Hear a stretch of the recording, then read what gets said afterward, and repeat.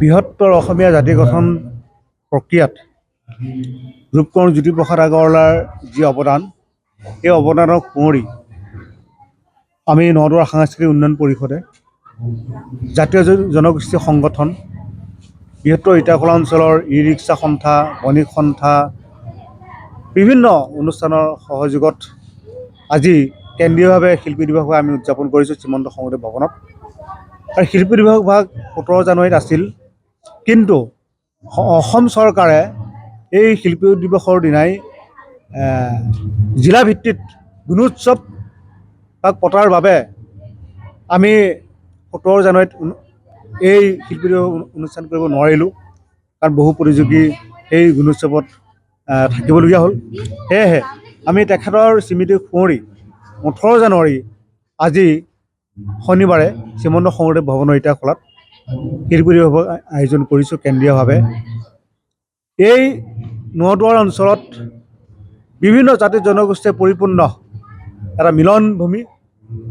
এই অঞ্চলত প্ৰতিটো জাতি জনগোষ্ঠীৰ বিকাশ আৰু উন্নয়নৰ বাবে, শান্তি সম্প্ৰীতি ভাতৃত্ববোধ ৰক্ষাৰ বাবে এই নদুৱাৰ সাংস্কৃতিক উন্নয়ন পৰিষদে সপোন লৈ যাতে আমাৰ অঞ্চলত কোনো ধৰণৰ দুষ্কৃতিকাৰী বা বিভিন্ন যি অপসংস্কৃতি যে তাত প্ৰৱেশ কৰিব নোৱাৰে, তাৰ প্ৰতি লক্ষ্য ৰাখি আমি নদুৱাৰ সাংস্কৃতিক উন্নয়ন পৰিষদে জ্যোতিপ্ৰসাদ আগৰৱালাৰ দৃষ্টিভংগীৰে বৃহত্তৰ অসমীয়া জাতি জনগোষ্ঠীৰ এক প্ৰক্ৰিয়াৰ মাজেৰে আমাৰ এই যাত্ৰাৰে আমি আমাৰ জনগোষ্ঠীসমূহৰ থলুৱা গীত নৃত্য যাতে আমি সংৰক্ষণ কৰিব পাৰোঁ, তাৰ উদ্দেশ্যৰে আমি এনেধৰণৰ কাৰ্যসূচী ৰূপায়ণ কৰি আহিছোঁ।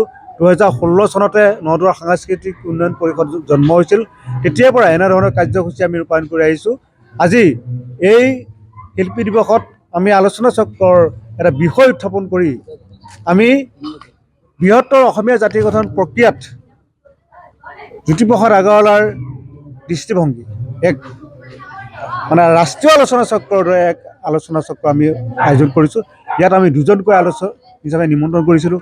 আমাৰ জামুগুৰি উচ্চতৰ মাধ্যমিক বিদ্যালয়ৰ এগৰাকী শিক্ষক সমাজকৰ্মী নিতুমণি বৰা আৰু আমাৰ এই বৃহত্তৰ উত্তৰ নদুৱাৰ অঞ্চলৰ এজন যুৱ লেখক, যুৱ শক্তিৰ পথ প্ৰদৰ্শক, আমাৰ বহু অনুষ্ঠান প্ৰতিষ্ঠানৰ কাণ্ডাৰী আমাৰ শ্ৰীযুত লক্ষীকান্ত বৰাদেৱ, তেখেতকো আমি নিমন্ত্ৰণ কৰিছোঁ, আহি উপস্থিত হৈছে আৰু তেখেতসকলে বক্তব্য ৰাখিছে যে জ্যোতিপ্ৰসাদ আগৰৱালাৰ কি ভূমিকা, তেওঁ এগৰাকী মাৰোৱাৰী সম্প্ৰদায়ৰ সন্তান হৈ যে বৃহত্তৰ অসমীয়া সংস্কৃতিৰ সাহিত্যৰ বাবে তেওঁ যি উত্তৰণ চিন্তা, এই চিন্তাটো যাতে তেওঁ কৰিছে, তাৰ এক জ্বলন্ত উদাহৰণ হিচাপে ইয়াত বসবাস কৰা প্ৰতিটো জাতি জনগোষ্ঠীয়ে জ্যোতিপ্ৰসাদ আগৰৱালাৰ দৰেই এক চিন্তাৰে যাতে বৃহৎ অসমীয়া জাতি এটা আমি গঠন প্ৰক্ৰিয়া কৰিব পাৰোঁ, তাৰ উদ্দেশ্যে নদুৱাৰ সাংস্কৃতিক উন্নয়ন পৰিষদে এই কেন্দ্ৰীয় শিল্পী দিৱস আয়োজন কৰিছে। আৰু আগন্তুক দিনত আমি বিষ্ণু ৰাভা দিৱস,